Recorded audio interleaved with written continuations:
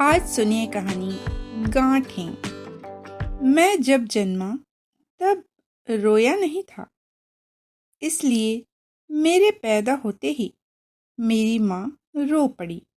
Doctor कहते थे कि शायद मैं कभी सुन और बोल न सकूं। मेरे मस्तिष्क का पूरी तरह विकास नहीं हो पाया है।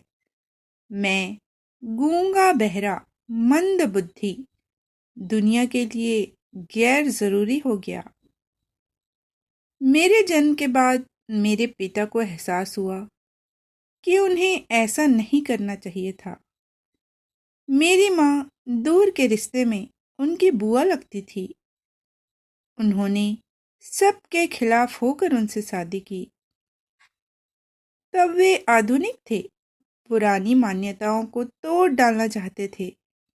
लेकिन मेरे जन्म के बाद उन्हें यह एहसास हुआ कि उन्होंने जो किया वह पाप था और पाप से ही ऐसे विकृत संतानें पैदा होती हैं।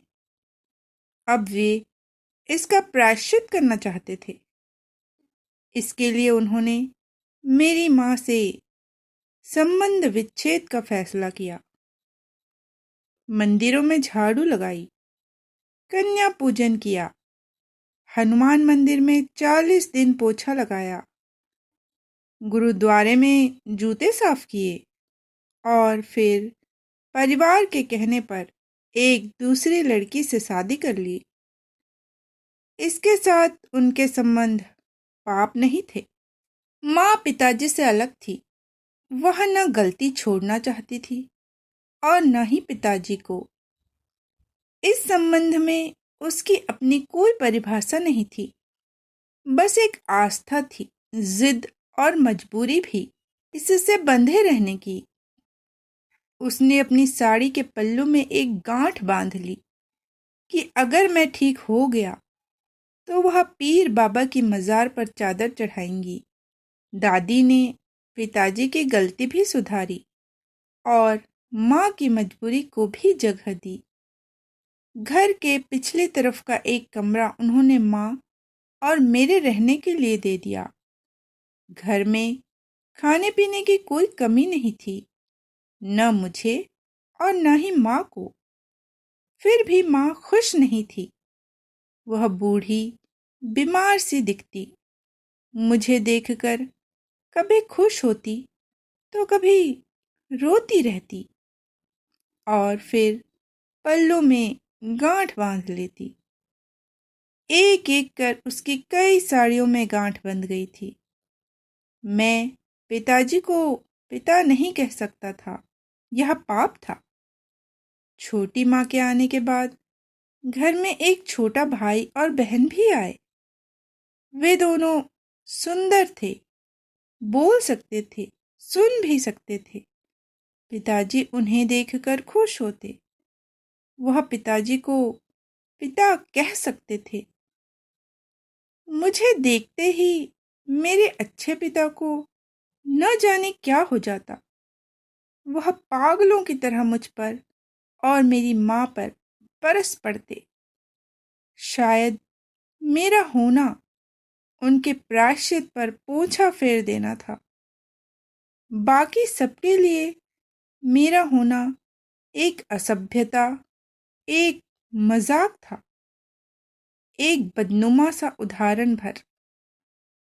छोटे भाई बहन के लिए भी, जिसे देखकर वे हंसते, कभी मुझ पर पानी डालते, कभी सिर पर गुब्बारे मारते। मैं रोता तो वो खूब हंसते। उन्हें हंसता देखकर मैं भी हंसता। तब वे और मारते। वे स्कूल जाते, मैं नहीं जा सकता था। वे सुंदर कपड़े पहनते, मैं नहीं पहन सकता था। मेरे मुंह से लार गिरती रहती।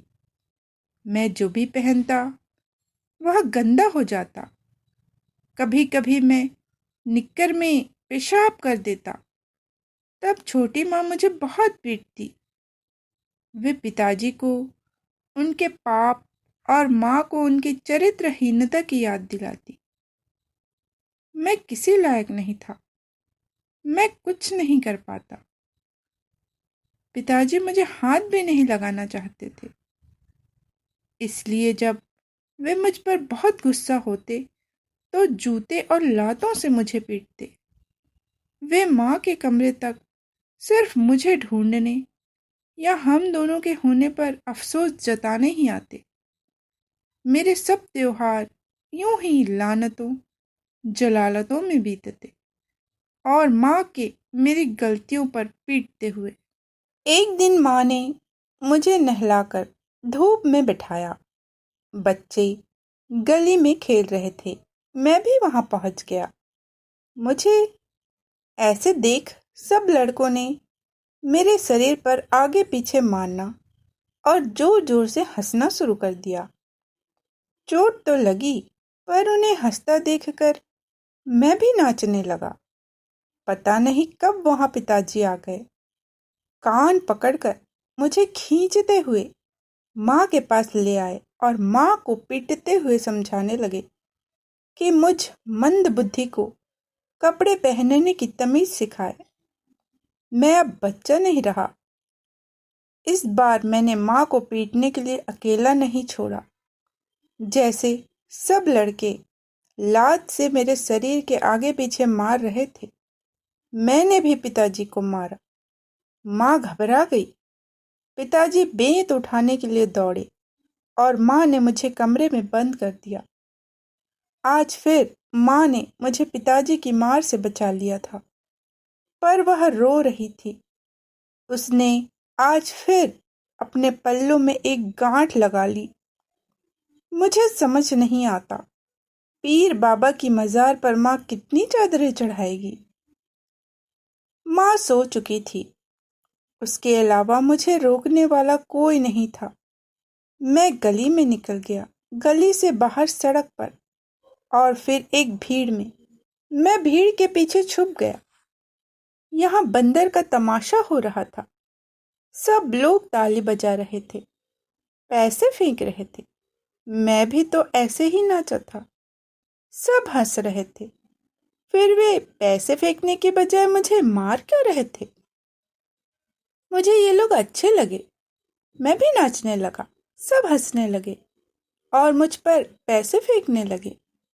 मदारी मुझे भगाने लगा, पर मैंने पैसे उठाकर उसे दे दिए। वह खुश हो गया। मैंने और बंदर ने मिलकर नाच दिखाया। नाच खत्म हुआ, सबने ताली बजाई और चले गए। मैं कहाँ जाता?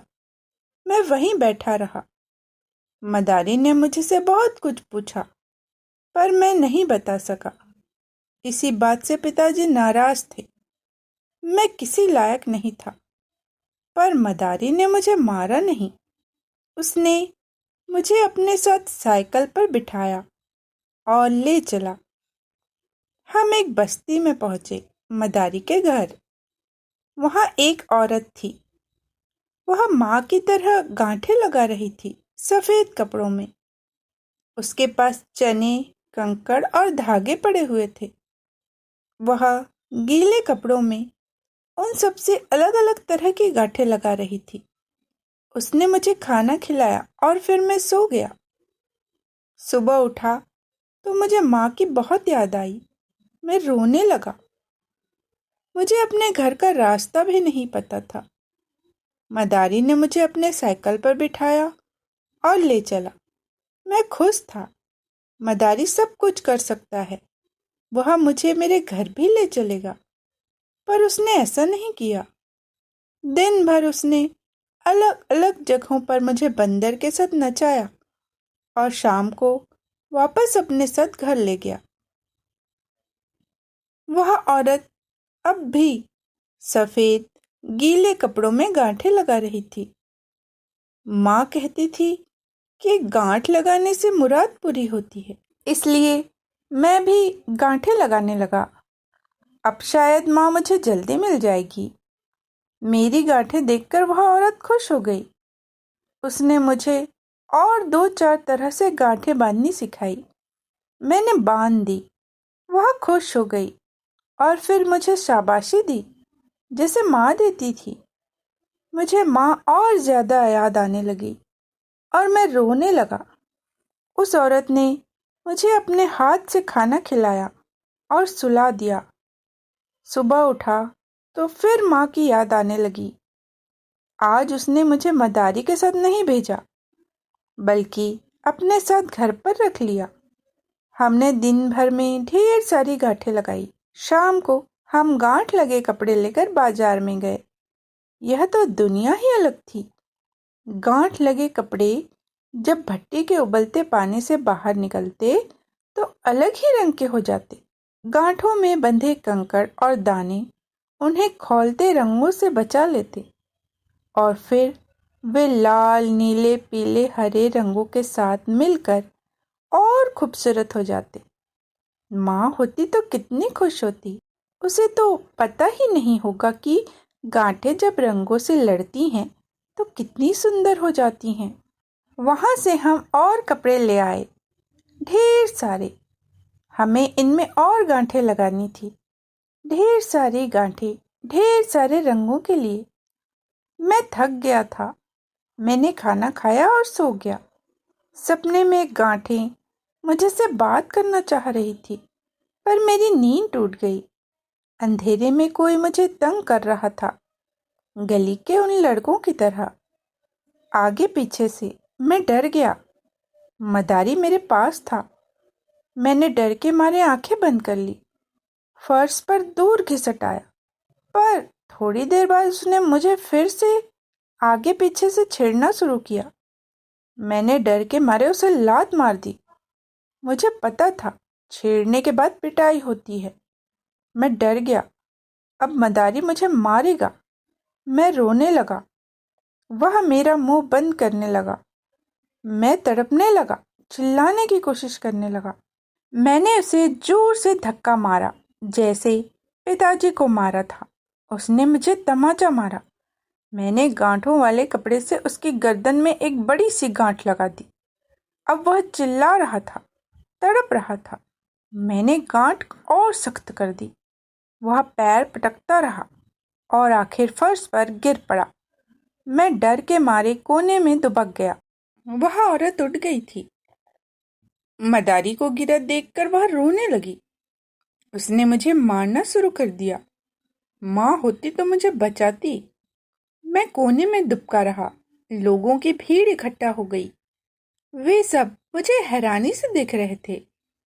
मुझे लगा अब सब मिलकर मुझे मारेंगे। मैं वहां से भाग खड़ा हुआ। भीड़ मेरे पीछे थी। मैं भागा जा रहा था। भीड़ मुझे पत्थर मार रही थी। भागते भागते मैं ठोकर खाकर गिर पड़ा। जब मुझे होश आया, मैं हॉस्पिटल में था। मैं अब भी डरा हुआ था।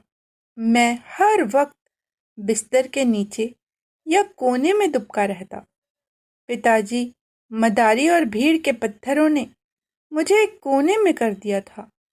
मैं माँ को याद करता, रोता और एक गांठ बांध देता। सब मुझ पर तरस खाते। एक दिन मैं यूं ही कोने में दुबका चादर के गांठ बांध रहा था कि माँ आ गई। मुझे देखते ही रो पड़ी और मुझे सीने से लगा लिया। मैं भी माँ से लिपट कर रोता रहा। माँ मुझे वापस घर ले आई। माँ ने मुझे नहलाया, खाना खिलाया, दवा दी और देर तक थपकियां देती रही, पर मुझे नींद नहीं आई।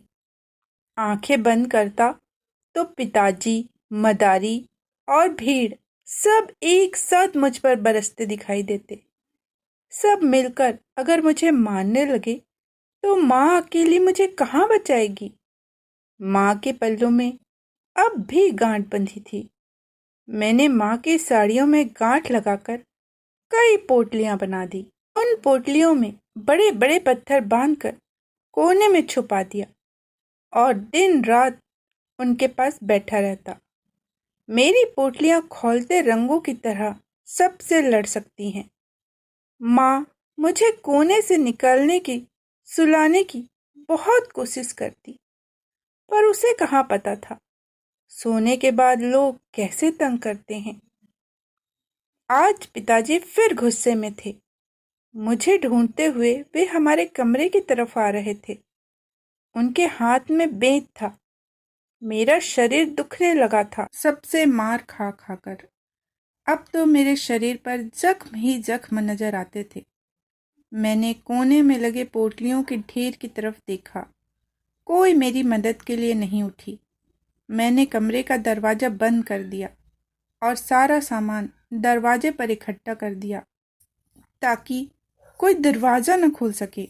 पिताजी गुस्से से दरवाजा पीट रहे थे। उनकी आवाज तेज होती जा रही थी। डर के मारे मेरा पेशाब निकल गया। मैं कांपने लगा, रोने लगा। आंख से मुंह से चिपचिपा पानी रिस रहा था।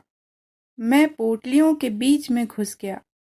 मैंने आखिरी बार हर एक की तरफ बड़ी आस से देखा। कोई मेरी मदद के लिए नहीं खुली। मैंने खुद एक पोटली की गांठ खोली और एक मजबूत फंदा अपने गले में बना लिया, जैसे मैंने मदारी के लिए बनाया था। अभी आप सुन रहे थे कहानी गांठें। इसे लिखा है योगिता यादव जी ने। इसी तरह की कहानियाँ सुनने के लिए हमारे साथ बने रहिएगा। फिर मिलते हैं एक नई कहानी के साथ।